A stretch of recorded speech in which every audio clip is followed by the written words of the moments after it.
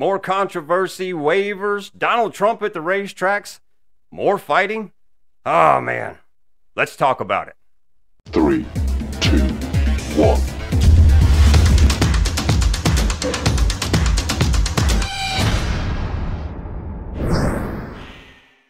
What's up, everyone? Todd Brown, That Racing Show. Thanks for dropping by for this pit stop segment.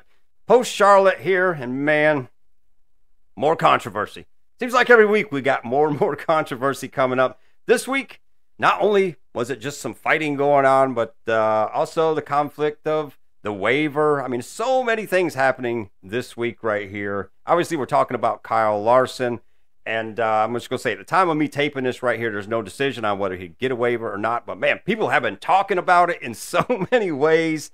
It's almost comical to me how this is going on, because everybody knew there was a possibility of this. And, you know, to me, it's not a thing of if, it's just when he gets this waiver right here. Because, man, in the past, these things have kind of been handed out like candy over the last few years here, you know, for things that happened off the racetrack where drivers were able to get their waiver to continue on for the championship.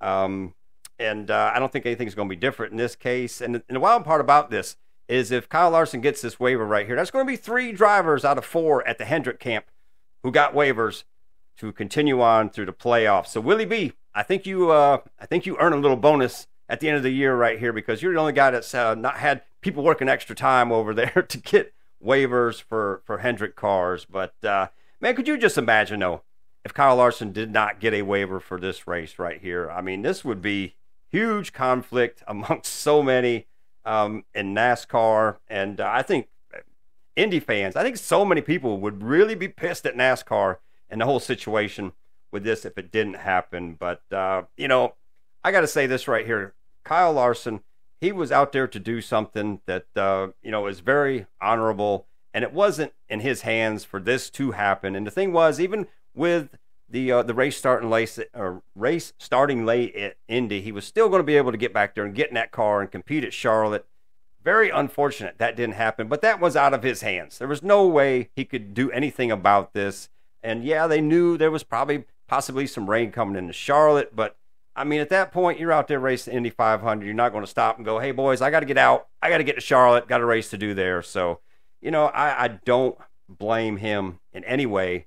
And I do think he deserves his waiver for this, because, come on, without him in the championship hunt, it's not going to be the same. And he's done so much for the sport. But I also look at the detrimental parts of this for Kyle Larson, because he wasn't able to get any stage points, no bonus points, couldn't get another win to help him out in the playoffs more. So he had some things that hurt him by doing this as well. And like I say, I mean, there's so much to it that it's unfortunate. Very unfortunate the way it happened. But Kyle Larson saying he feels bad, feeling like he let people down. And I got to say, you didn't let me down at all, man. I mean, a couple weeks ago at the All-Star race, I followed that more than I really followed the race, which was pretty damn boring. But just following Kyle with everything else and what was happening, I liked that. I enjoyed that. And I did the same this week. You know, it was all eyes on Indy. I think from NASCAR fans everywhere, people that don't normally watch Indy were watching it. I think a lot of people that watch Indy that don't normally watch NASCAR were probably watching to see what he could do there. So a big all-around good thing for the whole series, both series with this. But I just hope he gets to do it next year. Pretty sure he will. And like I say, man, with all the money, all the time in it, all the effort put into this, get the guy a waiver. Let's get him out there to do it again. Let's encourage a couple of these drivers that could possibly do this to do it, because you got to admit, it's pretty damn cool. And I know I wouldn't do it. I don't even like to drive 1,100 miles going somewhere for vacation. So not going to happen for me. But, you know, this brings me to so many issues here with other things, because I got a simple fix for this situation right here with the waiver. And that is something I spoke of a couple weeks ago in an episode, and that is the way that the win you're in happens. I don't like it, and I think that's a simple fix for this right here. You got to have multiple wins. That's the way you do it. If you get a waiver, especially if you already got a win, then you got to have multiple wins to make it happen.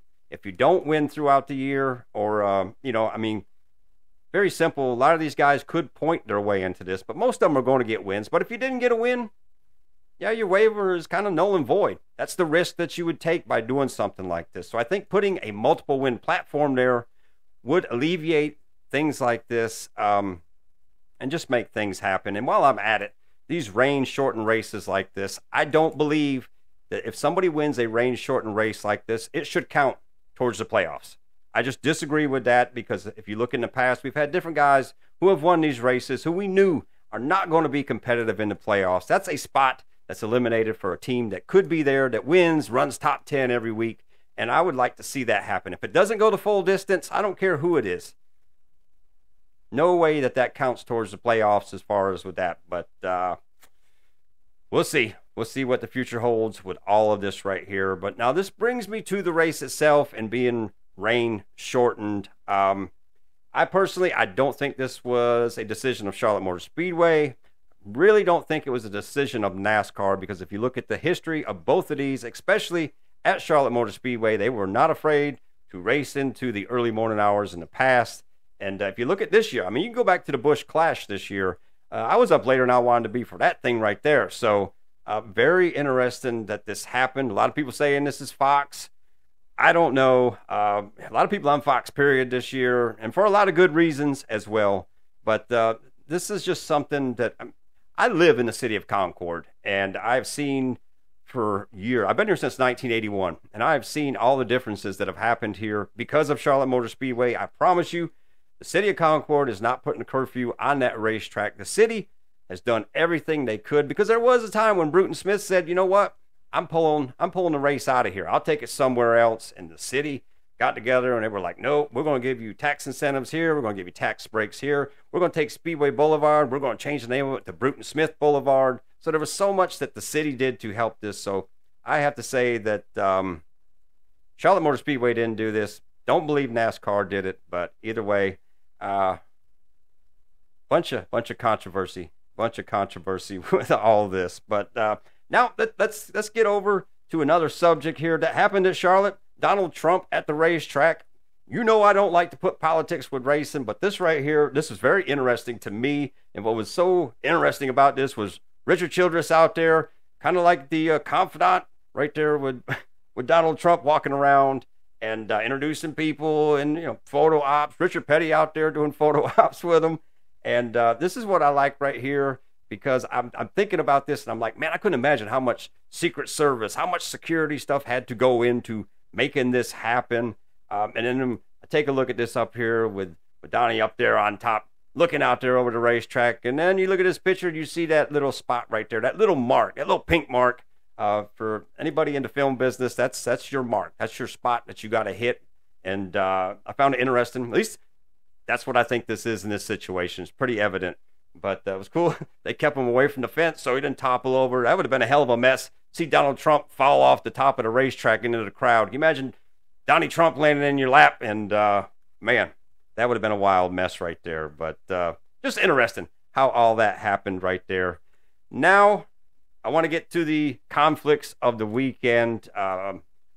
We had the Xfinity race conflict we're going to get to in a minute, but I got to start with this right here. And this was Tommy Baldwin and Ryan Newman getting into this little altercation out here after the race in the modified series. And man, there was a lot of words said, a lot of words that I can't put on here. So we're just going to show you the video right there. But man, this is so interesting to see a couple guys who have basically retired from NASCAR, Cup Series, had their day, and they're still out there having at it like this on the short tracks. And to be honest with you, I could have done a full episode today on all the fights that happened on short tracks over this past weekend. I mean, there was a lot of them out there.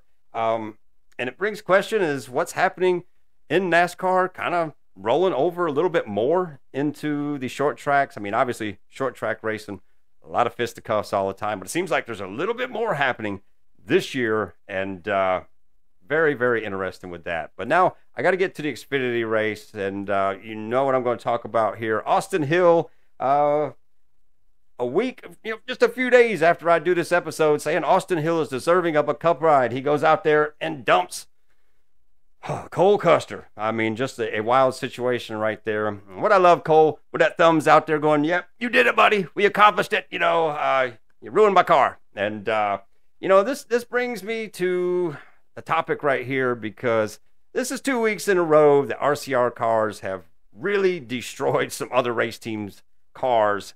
And what I find interesting with this is after the All-Star altercation there, Richard Childress went up to Stenhouse and said, man, I don't care what you do to Kyle. I don't care what happens there, but don't wreck my race car. Well, yeah, his race cars are out there destroying other teams' race cars. So kind of leads me to think, you know, maybe NASCAR needs to be penalizing and fining the team owners in these situations right here to say, you know, put a little harness on your drivers right there, because you're out there destroying other teams' cars and all the money and effort of all the team guys that go into this. And that right there down the back stretch at Charlotte in the Xfinity race was uncalled for. I get the tempers. I get everything that happened with this. But, yeah, that just destroyed a race car that didn't need to happen. It's just more work for everybody else, more money for everybody else. And obviously Tony Stewart is like, screw this. I'm done. I'm tired of putting money in race cars. So not a good way for Cole Custer to have to finish this race. But anyways, man, I want your opinions on all of this right here on the waiver. What do you think about this? Do you think Kyle deserves it? How did you feel about the whole weekend with him back and forth? And again, I don't think he let anybody down. I think he showed NASCAR to be a respectful series with a respectful driver out there. Put a lot of eyes on it. And Donald Trump, what do you think about that? Old Donnie being out there doing some photo ops and everything. But anyways, man, I hope you're off to a great week. And if you like what I'm doing, hit that subscribe button down there. Give the episode a like and talk racing with me. Throw them comments down there, because I enjoy them big time. But once again, hope you're off to a great week. And as always, we'll see you at the checkered flag.